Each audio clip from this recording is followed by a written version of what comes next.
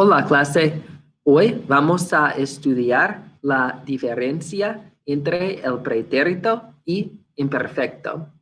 So we've already looked at the preterite all by itself, and we've also looked at the imperfect tense all by itself. But today we're going to look at them both at the same time so we can really compare the differences between them and really study when we should use one and when we should use the other. So let's begin. All right, so let's do a quick recap of el pretérito first. El pretérito is used for one-time completed past actions. And this year in Spanish 2, we're talking about three specific times when we're going to want to use el pretérito. So we're going to use the preterite for the beginning or end of an action. We're going to use it for a series of actions, and we're also going to use it when we're talking about facts, when we're expressing a fact that was true in the past. So let's look at some examples of these three in the next couple of slides. Before I do that, I do want to point out these are just three main uses of the preterite. There are three uses of the preterite that are really easy to understand and to start with. Keep in mind, though, that there's lots of different uses for the preterite. And these are just kind of the first three that we're going to talk about to help us kind of get an idea of what the preterite is all about.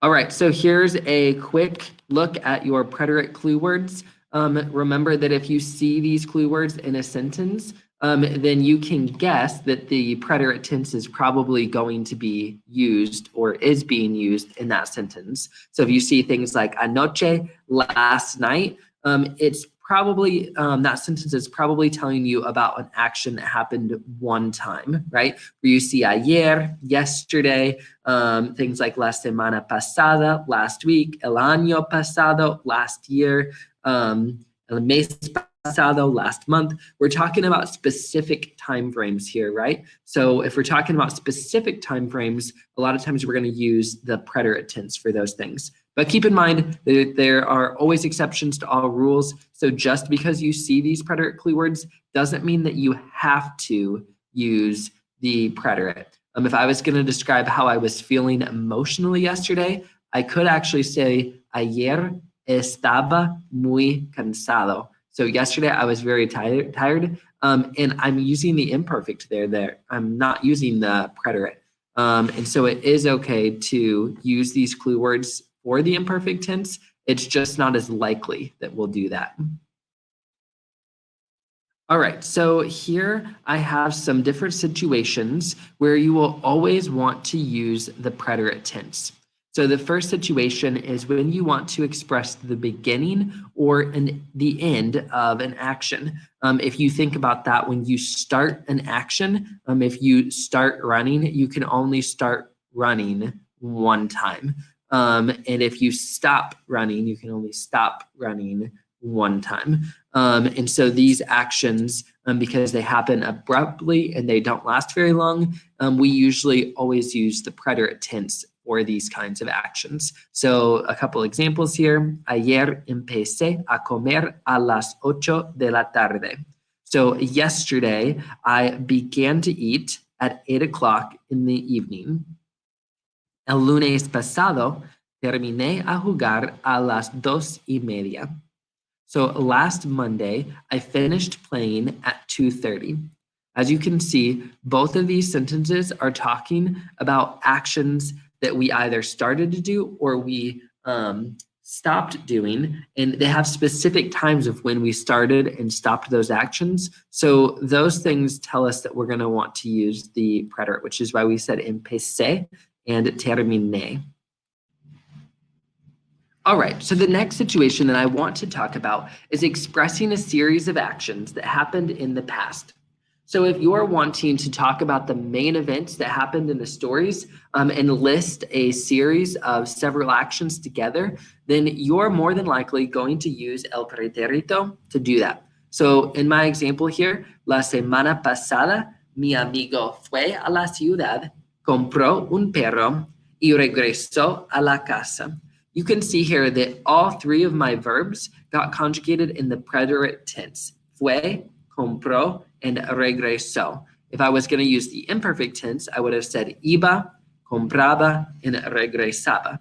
But I didn't because I'm talking about the main events in my story, and they happened in succession. So boom, boom, boom. So I'm going to use the preterite tense to do that. I also use el pretérito to express facts that happened or that were true in the past. So Simón Bolívar fue el presidente de Venezuela. Simon Bolivar was the president of Venezuela. That's a fact. That's something true about the past. So I'm going to always use el pretérito to describe facts in the past. All right, now let's take a look at el imperfecto. El imperfecto is used for ongoing past actions, and there are 4 specific times when we will use el imperfecto to write our sentences.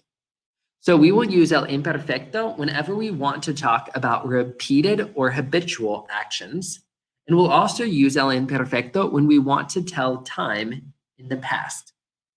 The third use of el imperfecto is for descriptions. So we'll use the imperfect tense to describe what people, places, and things were like in the past. And that also includes their age. So whenever we're telling someone's age, we will use the imperfect tense.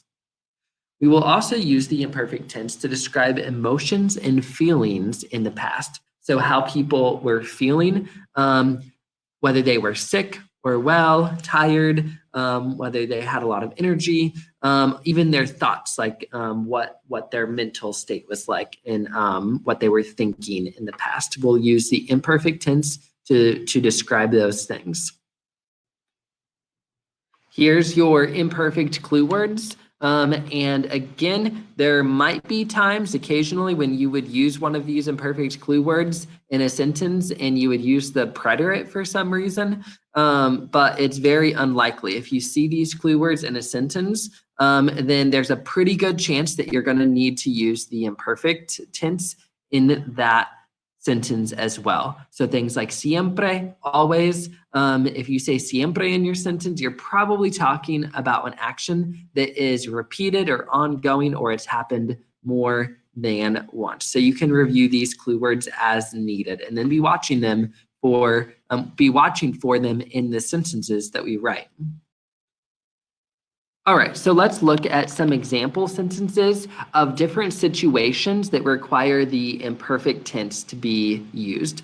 So the first situation, whenever we are expressing repetitive or habitual actions in the past, we're going to want to use el imperfecto. So I've got a couple sentences here. Mamá siempre preparaba la cena a las 6:30. So mother always prepared dinner at 6:30. You could also read that as mother used to always prepare dinner at 6:30. Maybe that's something that she did when you were younger. We just know it happened in the past, right? Cada domingo mi familia iba a la iglesia. So every Sunday, my family went to church. Those are a couple examples of actions that were repeated or actions that were habitual. We did them often. The other situation when we want to use el imperfecto is telling time. So if you want to tell time in the past, you're always going to use el imperfecto. It's just a rule. It's what we do. So, for example, eran las 8:30 cuando llegamos a la escuela. It was 8:30 when we arrived at school. Era la 1 en punto. So it was exactly 1 o'clock. 2 different ways that you could express time in the past there. And you'll see when we're expressing time, we're always going to use era or eran. Kind of like in the present tense, we always used es or son, depending on whether the hour was singular, like 1 o'clock, or plural, like 8 o'clock. All right, and here are the last 2 situations when we will want to use el imperfecto. So when we want to describe what people, places, and things were like in the past, we're usually going to use el imperfecto. For example, tú eras muy bajo cuando eras una niña. So if we're describing what a person was like when they were a kid, we're probably going to use the imperfect tense to do that. Here we're saying you were very short when you were a girl. So we're describing a person. El sol era muy bonito y la brisa soplaba tranquilamente. So the sun was very pretty and the breeze was blowing calmly. In this case, we're just setting the scene. We're kind of describing what things looked like, what the sun looked like, what the wind was doing, and we're just describing the scene. So we use the imperfect tense to do that. The last situation when we're going to want to use the imperfect tense is when we're describing emotions and feelings in the past. All right. And so we almost always do this. We almost always use the imperfect tense for emotions and feelings, although there are a couple exceptions when we would use the preterite tense for emotions. But here's a couple examples of when we use the imperfect tense. So, tú estabas muy triste, you were very sad, or yo estaba muy cansada después de clase, I was very tired after class. These are just a couple examples of when we would use el imperfecto. Like I said, there's tons of other uses of el imperfecto and also el preterito, but these are some of the main ones or the ones that are used the most often. All right, guys, so on this slide, I want to show you what it might look like on a quiz or a test when you need to decide whether to use the preterite or the imperfect tense. So for the first sentence here, yo siempre jugar al fútbol cada martes. So I always play football every Tuesday. If you look for your clue words, you'll see that you have siempre. You also have cada martes here. And that tells you that you're probably using the imperfect tense here, which if you guess that, you're correct because you're talking about an action, playing football, that you did every Tuesday. And it was something that you always did. So we're going to conjugate this in the imperfect tense, which is jugaba. For the second one there, yo jugar al fútbol ayer con mis amigos. Really similar, right? You're playing football with your friends, but this time your clue word is ayer. You did it yesterday. Based on the context of our sentence, we can guess that you did this action one time yesterday, right? And so it would be jugué. Notice that in English, we say played both times because we only have one past tense in English. But in Spanish, we say jugaba or jugué, depending on exactly the kind of action we're talking about. For our third sentence there, ellos terminaron a estudiar a las 6 en punto. Here we don't see any clue words really, but we do see that phrase a las 6 en punto. So this is an action that we did exactly at 6 o'clock. And it also says our verb is terminar a estudiar. So to finish studying, we can really only do that one time, right? We can stop studying once, right at 6 o'clock. So we know that ellos, they terminaron.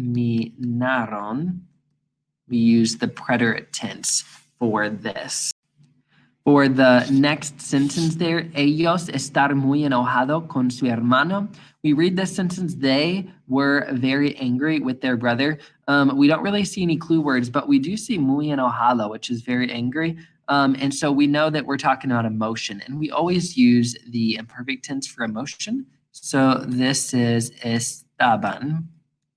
The last sentence there, Mateo, ser amable y sociable cuando era un niño. So Matthew was nice and social when he was a kid. Here we're describing what Mateo was like when he was a kid. We even have a clue word there to help us. And so since we're doing a description here, we're going to use the imperfect tense. Ser is the irregular verb, so it becomes era. And that is what your quizzes and tests will look like. So if you can do this, you should be good to go. That's all I've got for you guys today. Adios, amigos.